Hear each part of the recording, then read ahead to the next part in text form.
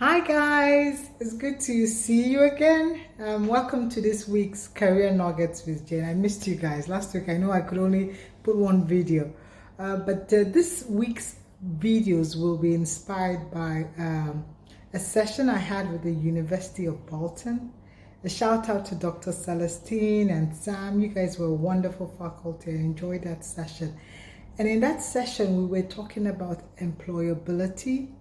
And I thought, that's a good topic. I should share that with the audience, because it was so insightful, sharing with those MBA undergrads and also MBA students and undergrads in this session.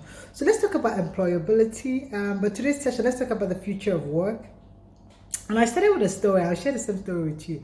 So I don't know, 18 or 20 odd years ago, when I was looking for my first job, I printed my CV and I walked around the streets of Lagos distributing the CV, trying to get access to the HR teams.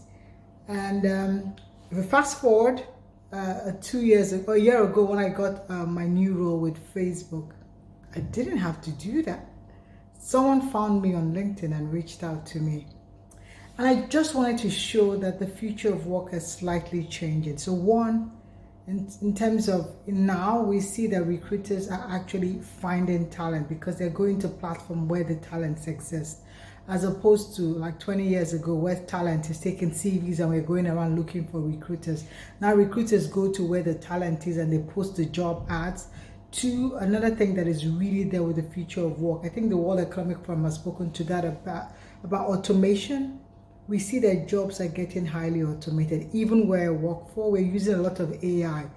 Even for cognitive tasks, especially if it has a lot of routine in it. So think about it, call centers these days, for the airline, for a telco operator, you have all those chat boxes. So for the first 1 or 2 minutes, for all those routine questions, that's just a chatbot asking you the question, what's your name? Do you have an ID? What's the issue? All that is all the chat box before it actually gets to a human intervention. So automation is another key trend that has really taken up the space. And we're seeing that it's really becoming important that as humans, we evolve to skill sets that are more important to the industry. As the industry gets automated and the lines are blurred, think about the fourth industrial revolutions, a lot of digitization. So these days, you could work in any sector with some skills. The skills are portable, so the lines are fluid. If you have the digital skills, you can work in power, you can work in tech, you can even go the way to media. You can use those digital skills there. So what does that mean? It means that for us, or for people in that space looking for jobs, we have to be aware of the trends and position ourselves. So I wouldn't talk about the hard skills, because those are the core skills you need to get, and most times you need it to get your first job. So hard skills are skills that require the core competence of your job. So a salesperson, you need to know how to sell. A software engineer, you need to know how to code. I will talk about the skill sets you need to grow in your career. We call them growth skills, we call them soft skills, but they're becoming more important, especially with automation.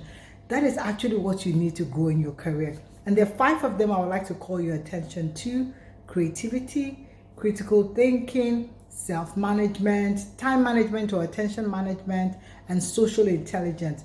Because these are the core 5, and a combination of any of them will not get you problem solving. A combination of any of them will get you leadership. So a couple of those traits, like if you do critical thinking and creativity, that's your problem solving ability. And that's what we look for when we're hiring talent.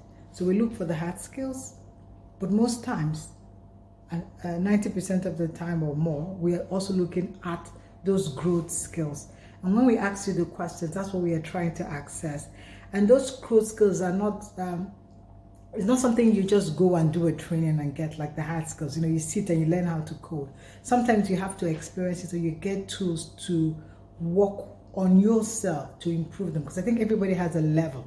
So those 5, this is not a session to talk about how you're going to grow them. You could actually look for how you could grow them.